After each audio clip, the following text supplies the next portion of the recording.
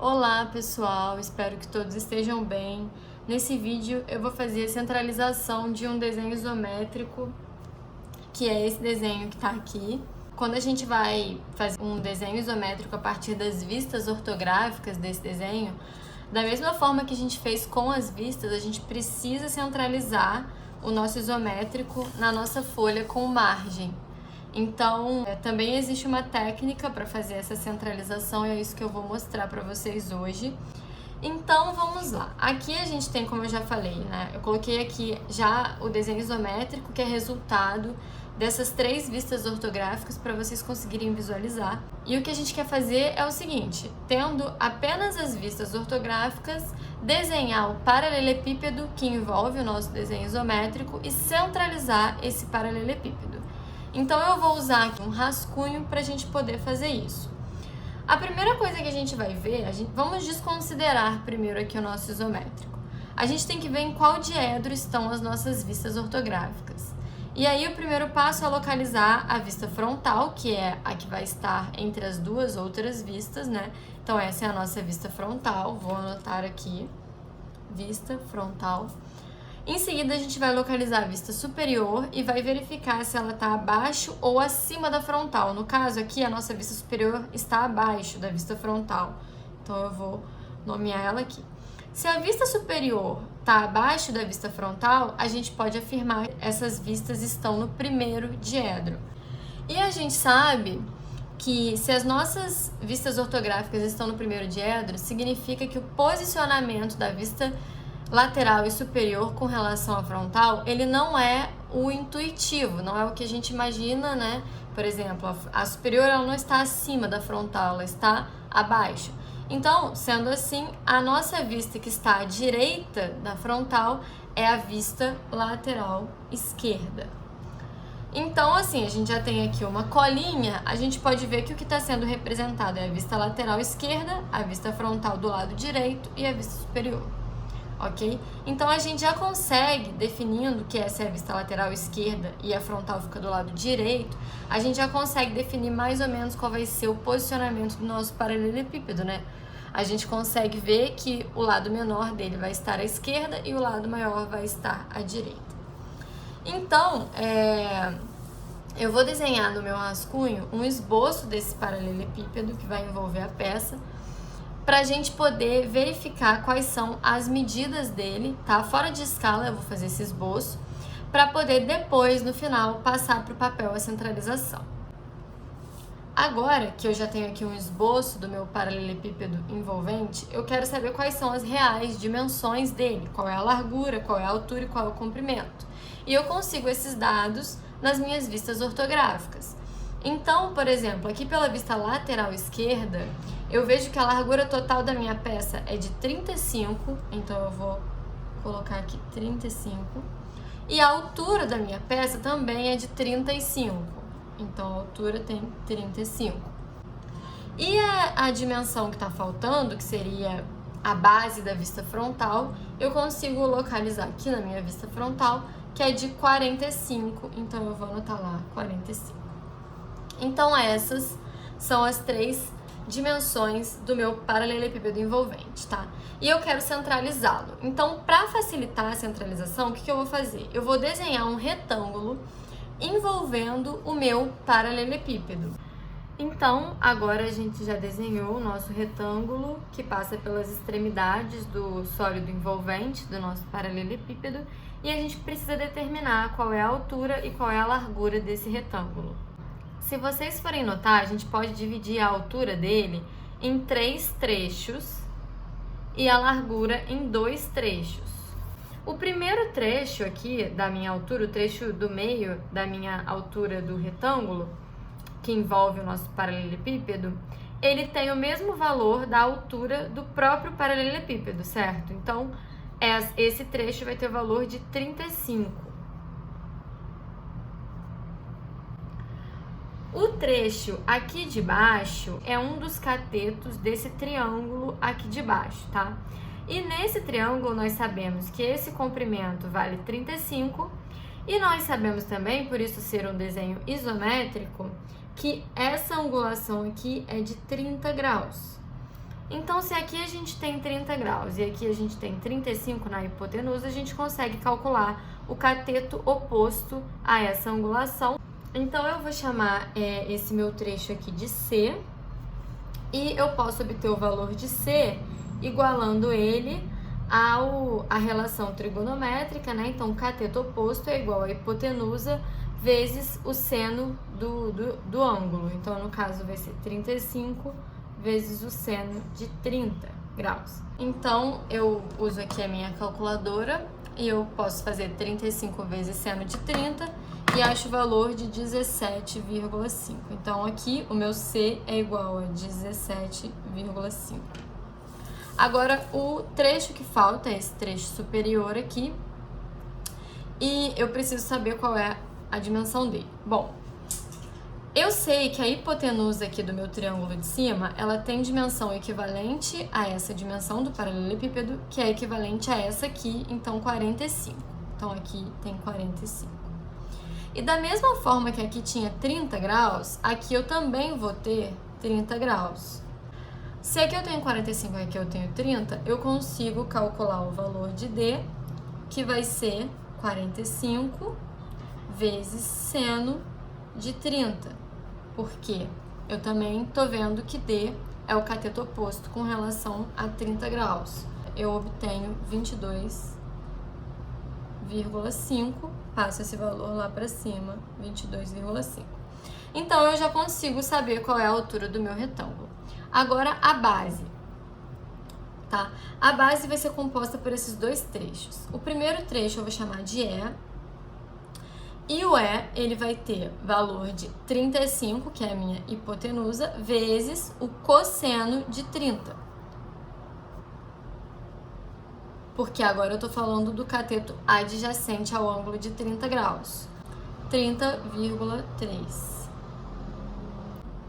E, por último, esse segundo trecho eu vou chamar de F.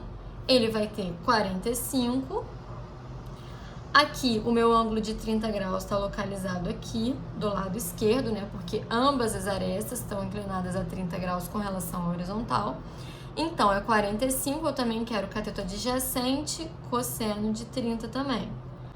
38,97.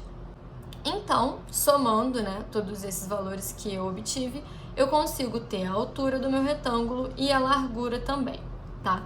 A altura do meu retângulo eu vou chamar de H, ela tem 22,5 mais 35 mais 17,5, 75 milímetros.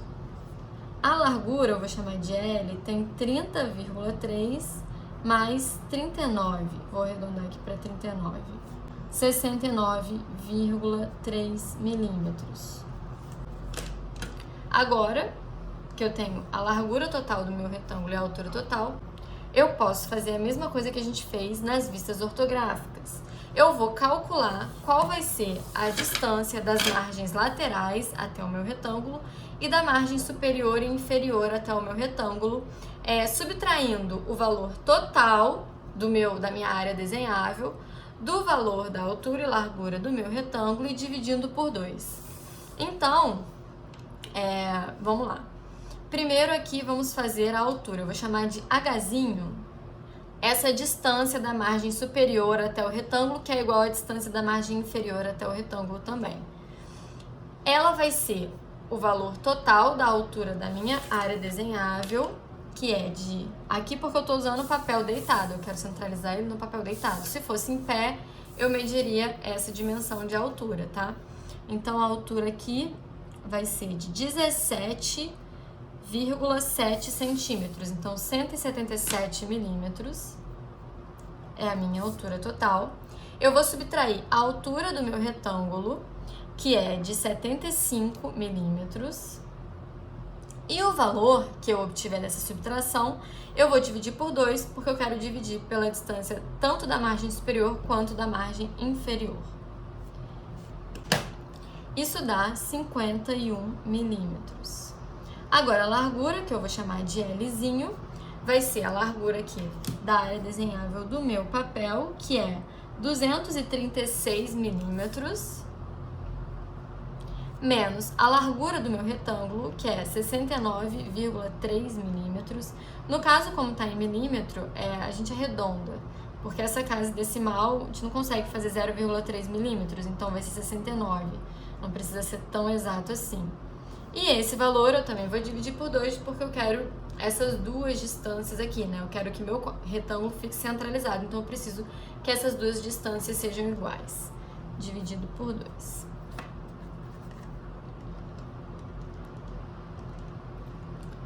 Resultando em 83,5 milímetros. Então, aqui eu tenho as distâncias das margens superior e inferior do meu papel até o retângulo e das laterais direita e esquerda das margens do meu papel até o retângulo, e posso passar isso para o meu papel grande. Então, eu vou lá no meu papel, vou medir aqui a partir do canto esquerdo superior a primeira distância, que é o valor de Lzinho, 83,5, né? Marco esse ponto. E a partir dele, eu vou precisar do auxílio dos meus esquadros.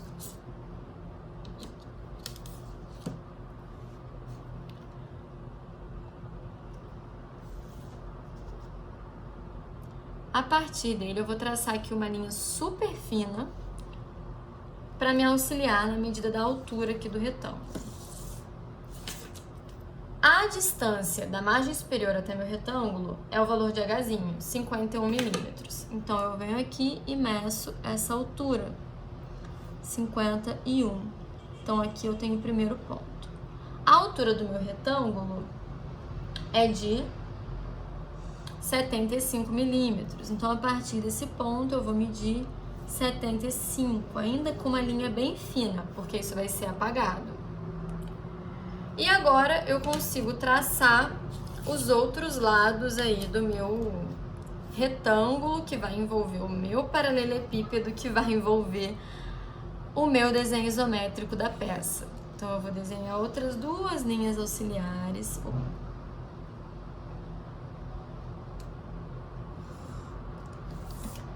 Com a régua eu consigo medir aqui a largura, que é de 69.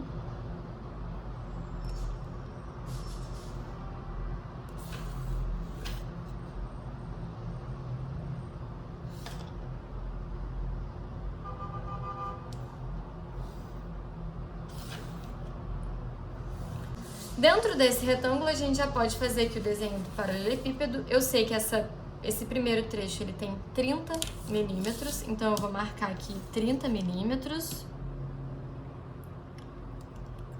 tá? E a partir daqui eu consigo desenhar as arestas. Depois que a gente localizou esse ponto, é importante que vocês apaguem tudo que a gente fez até agora. Porque esse retângulo envolvente ele não pode influenciar no desenho do nosso sólido, porque existem incertezas aqui. Lembrem que eu arredondei os milímetros? Isso não é um problema na hora da centralização, mas isso pode se tornar um problema na hora de vocês fazerem o desenho de vocês. Então, marcou o xizinho aqui do local onde vai iniciar o paralelepípedo de vocês, apaga o retângulo e agora sim a gente pode desenhar o nosso sólido envolvente com as dimensões que a gente viu aqui.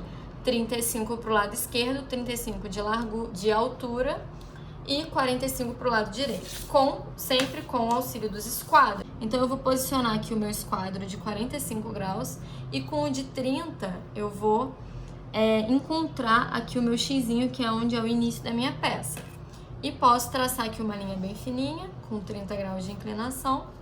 Virando o esquadro, eu consigo traçar uma segunda aresta com 30 graus também.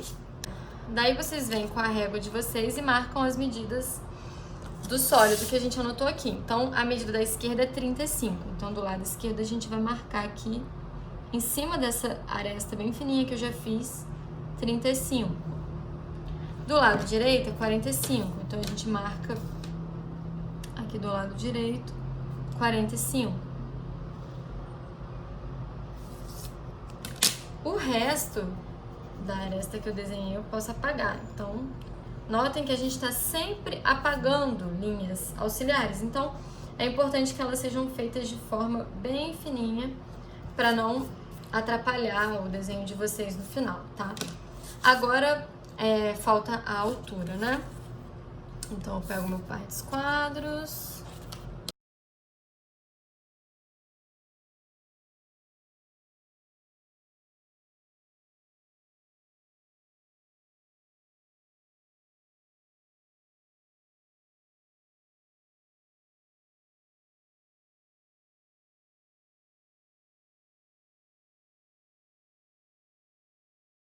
E a partir dele, eu consigo fazer o meu desenho isométrico. Eu fiz com a linha um pouquinho mais grossa para vocês conseguirem enxergar, mas é sempre o mais fino possível para vocês poderem apagar.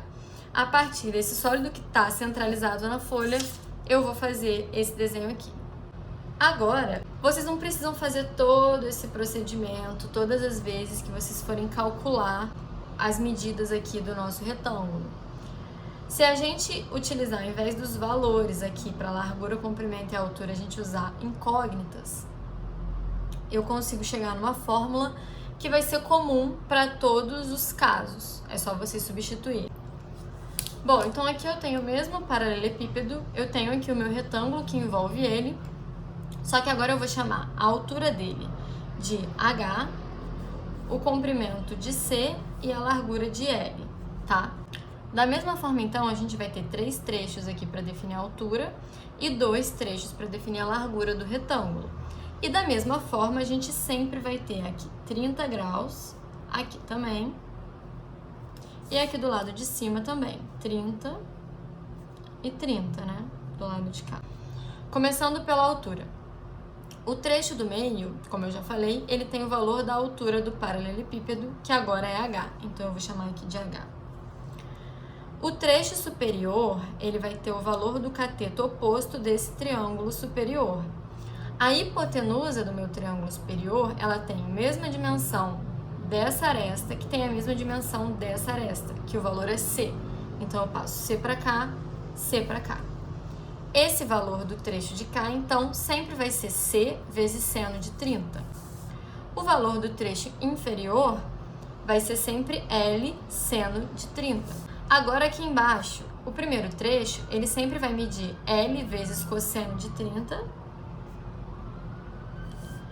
E o segundo sempre vai medir C vezes cosseno de 30. Lembrando que o seno de 30 graus é igual a 0,5, meio. E o cosseno de 30, a gente vai aproximar de 0,87. Então, substituindo, a gente vai ter aqui 0,87 vezes L, tá? Aqui vai ser 0,87 vezes C. Aqui vai ser 0,5L e aqui 0,5C. Então, vamos lá. A base do nosso retângulo, ela vai ser igual a 0,87 vezes L mais C, tá? Coloquei o 0,87 em evidência. Essa é a base do nosso retângulo. E a altura vai ser 0,5 vezes L mais C. Coloquei de novo em evidência o 0,5, tá? Soma de 0,5L mais 0,5C, colocando 0,5 em evidência, mais a altura H do nosso paralelepípedo.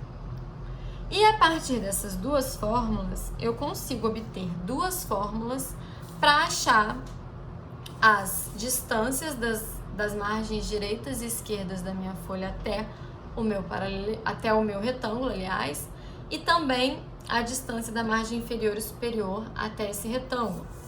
Então, essas distâncias, a distância da lateral direita e esquerda, eu vou chamar de DB, tá? Ela vai ser o valor da largura total da minha folha, que eu vou chamar de B folha,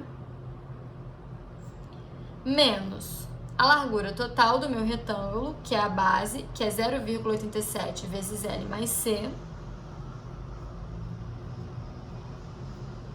Então, a base da minha folha menos a base do meu retângulo, dividido por 2, porque eu quero que essas duas distâncias sejam iguais. Então, esse valor todo dividido por 2. E as distâncias das margens superior e inferior, eu vou chamar de DA E vai ser a altura da folha menos a altura do meu retângulo, que é 0,5 L mais C mais H. Então, a altura da folha menos a altura do retângulo dividido por 2, porque eu quero que essas duas distâncias sejam iguais. Então, dividido por 2. Então, essas são as duas formulinhas que eu falei. Lembrando que depois que vocês acharem as distâncias das margens laterais e da margem superior e inferior até o retângulo, vocês precisam achar esse ponto de início aqui da peça. Então, a partir da nossa margem esquerda do retângulo, vocês vão marcar 0,87 vezes L, que aí no caso do meu exemplo aqui era 30,3, vai ser sempre 0,87 vezes L, e vão obter aqui o ponto de início do nosso desenho na folha. E aí, a partir disso, a gente vai fazendo, né, o desenho isométrico, usando as técnicas para poder visualizar qual é o detalhamento e chegar no final nessa figura aqui.